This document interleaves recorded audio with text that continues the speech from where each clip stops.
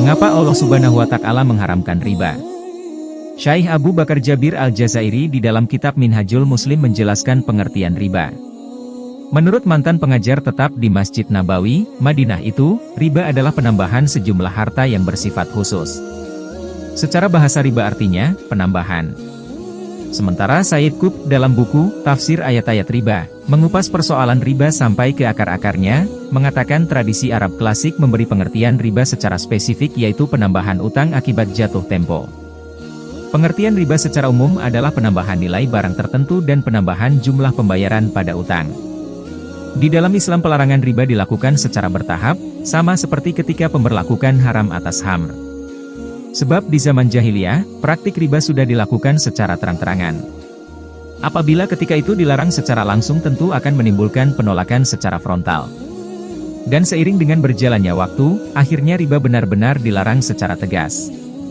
Jabir bin Abdullah radhiyallahu anhu berkata, Rasulullah Shallallahu alaihi wasallam melaknat pemakan riba dan yang memberi makan riba, juga saksi dan penulisnya. Semua sama saja.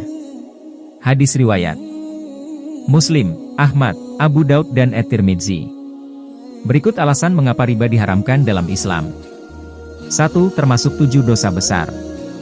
Riba disebut menjadi salah satu dari 7 dosa besar yang telah ditetapkan oleh Rasulullah Shallallahu alaihi wasallam. Dalam sebuah hadits dari Abi Hurairah radhiyallahu anhu berkata bahwa Rasulullah Shallallahu alaihi wasallam bersabda, "Jauhilah dari kalian 7 hal yang mencelakakan." Para sahabat bertanya, "Apa saja ya Rasulullah?" Syirik kepada Allah, sihir, membunuh nyawa yang diharamkan Allah kecuali dengan hak, makan riba, makan harta anak yatim, lari dari peperangan dan menuduh zina. Hadis riwayat muttafaq alaihi. 2. Diperangi Allah Subhanahu wa Ta'ala. Doa harta riba telah diperingatkan dalam Al-Quran.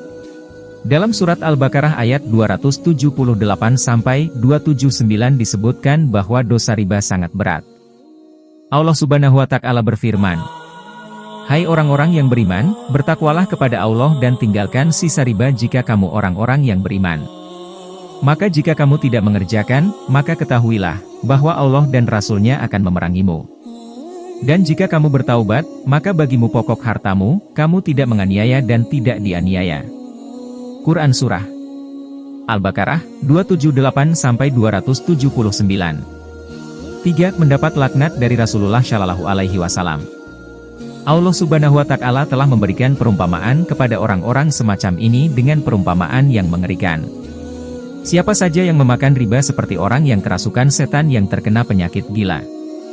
Allah Subhanahu wa Ta'ala berfirman, orang-orang yang makan, mengambil, riba tidak dapat berdiri melainkan seperti berdirinya orang yang kemasukan syaitan lantaran tekanan, penyakit gila.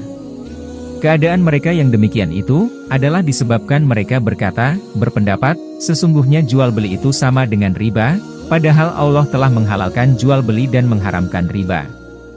Orang-orang yang telah sampai kepadanya larangan dari Tuhannya, lalu terus berhenti dari mengambil riba, maka baginya apa yang telah diambilnya dahulu, sebelum datang larangan, dan urusannya, terserah, kepada Allah.